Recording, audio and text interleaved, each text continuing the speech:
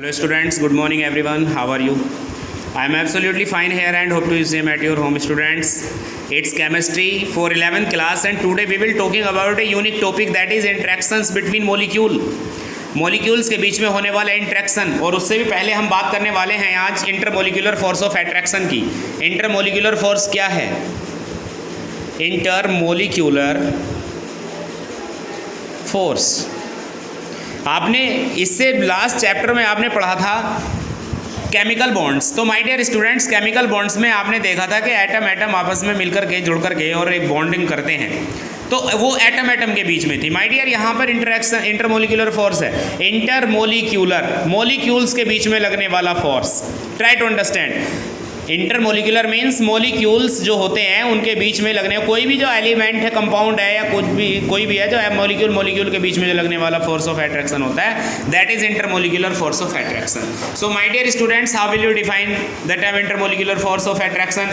Intermolecular force of attraction may be defined as the force of repulsion or attraction. You can say the force of repulsion or attraction which is doing work between the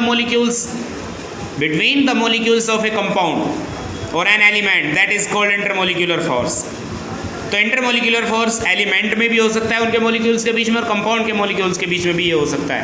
अब इसके base पर ये कितने type का है? Intermolecular force are of 6 types. सबसे जो number 1 है दैट इज डाइपोल एट्रैक्शन, एक। Number 2 ion dipole attraction. Number 3 dipole attraction.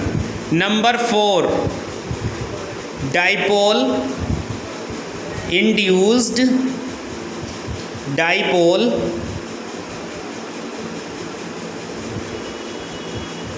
Attraction. Number 5 dispersion force, या जिसे कहते हैं लंदन फोर्स भी इसको कहते हैं। और जहाँ तक अब लास्ट वाला बचा है दैट इज हाइड्रोजन बॉन्डिंग। आप इसके बारे में पहले भी पढ़ चुके हो हाइड्रोजन बॉन्डिंग के, लेकिन ये जो टॉपिक आपके सामने है इस टाइम पर डाइपोल एट्रैक्शन, तो ये आपका जो है आज आप सबसे पहली बार पढ़ोगे। तो हम आज सबसे पहले बात करेंगे यहाँ पर डाइपोल इंट्रैक्शन के बारे में। डाइपोल इंट्रैक्शन एक्चुअल में है क्या? My dear students, so be ready. Dipole interaction, देखिए मैं आपको एक बात बता देना चाहता हूँ कि कोई भी जो मॉलिक्यूल जब पोलर होता है तो पोलर मॉलिक्यूल का सीधा रिलेशन जो होता है वो एक डाइपोल से होता है, यानी कि उसके पास में एक डाइपोल होता है। ठीक है, पोलर एग्जाम्पल के तौर पर अगर आप HCl को देखें तो HCl एक पोलर मॉलिक्यूल है। कैसे? आप देखेंगे तो ये H पॉजिटिव है और Cl नेगेटिव है, तो इसके पास 2 डाइपोल हैं, ये डाइपोल है, ये भी अपना एक डाइपोल है। तो मतलब पोलर का सीधा जो रिलेशन है ना बेटे वो डाइपोल से है।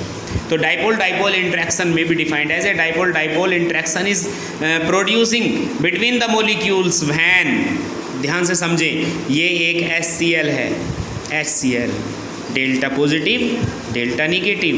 दूसरा HCl है, इधर एक और HCl मैंने लिया हुआ है, डेल्टा पॉजिटिव और डेल्टा निगेटिव। आपके पास में ये 2 मॉलिक्यूल्स हैं, ठीक है। और अब आपको ध्यान से समझना है मैं क्या बताने की कोशिश कर रहा हूँ। डाइपोल इंट्रैक्शन में बी डिफाइंड एज, और यू कैन से dipole interaction is producing when the negative dipole of one polar molecule is interact with the positive dipole of the other polar molecule. I am repeating my definition again. Dipole interaction may be defined as, or you can say dipole interaction is producing when the negative dipole of one polar molecule is interact with the positive dipole of the other polar molecule. ये एक polar molecule है, ये दूसरा polar molecule है। जब एक polar molecule का एक नेगेटिव डाइपोल दूसरे मॉलिक्यूल के पॉजिटिव डाइपोल से इंटरेक्ट होता है, ये इस तरह से, that is known as dipole interaction. उम्मीद करता हूँ आपके समझ में आया होगा।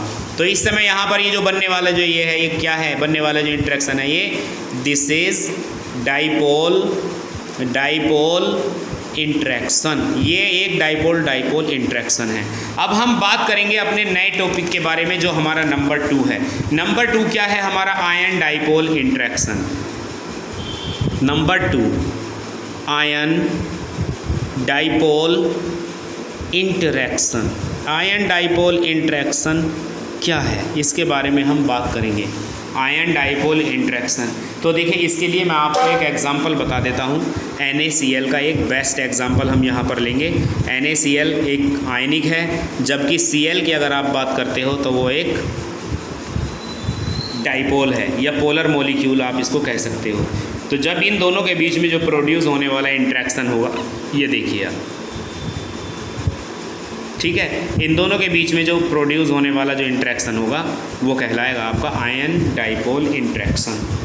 This is called ion dipole interaction, और you can say this is the attraction between an ion. Okay, this is the attraction between an ion. Ion means यहाँ पर आयन एनायन भी हो सकता है, कैटायन भी हो सकता है। अब ये कैटायन है, यहाँ एनायन भी हो सकता है। This type of force of attraction is producing between an ionic species and the dipole species of A polar molecule. ये आपका कहलाएगा आयन डाइपोल इंटरेक्शन। उम्मीद करता हूँ आपके ये समझ में आएगा। Next number 3, that is dipole interaction. Sorry, dipole dipole तो हो गया है, आयन इंड्यूस्ड डाइपोल इंटरेक्शन हम देख लेते हैं एक बार। डाइपोल डाइपोल हो गया, आयन डाइपोल। अब सॉरी, ये डाइपोल डाइपोल यहाँ पर रॉन्ग लिखा गया है। दिस इज़ आयन डाइपोल है, दिस इज़ आयन, ये गलती से हो गया by mistake. Ion dipole interaction है ये, ठीक है। मैं आपको फिर से लेके चलता हूँ। अब बात करते हैं हम dipole dipole interaction, sorry, ion dipole interaction हो गया, ठीक है। ये आपका है, मैं दोबारा लिख रहा हूँ यहाँ पर, ये आयन इंड्यूस्ड डाइपोल, ये। तो यहाँ पर भी आप नंबर 3 को कट करके आयन इंड्यूस्ड डाइपोल कर लीजिए, आयन इंड्यूस्ड डाइपोल, ठीक है। Ion induced dipole interaction, ion induced dipole interaction, तो यही है हमारे पास आयन इंड्यूस्ड डाइपोल इंटरेक्शन।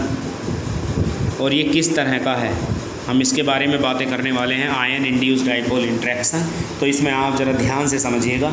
आपके पास में 2 स्पीसीज़ हैं, मान लीजिए एक आपके पास में आयनिक स्पीसीज़ है और एक मॉलिक्यूल आपके पास में, ऐसे मान लीजिए कि ये नॉन पोलर है, इस पर कोई डाइपोल है ही नहीं।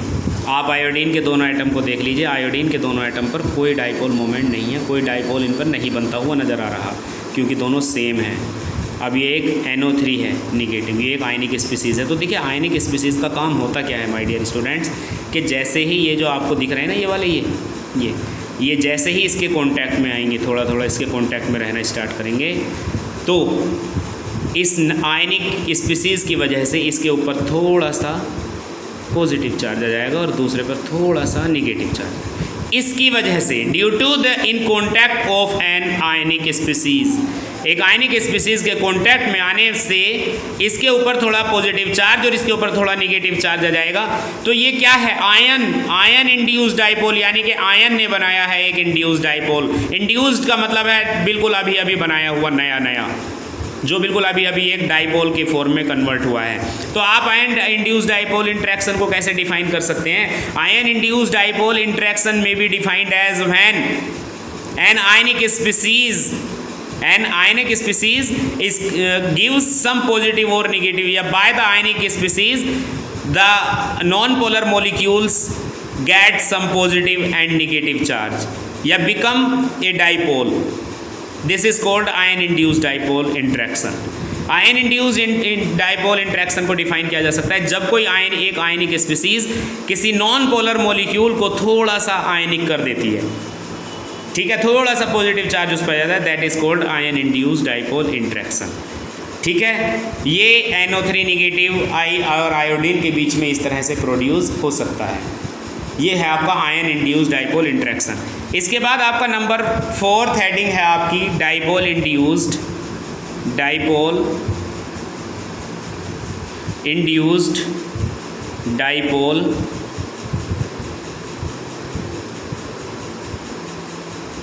इंट्रैक्शन।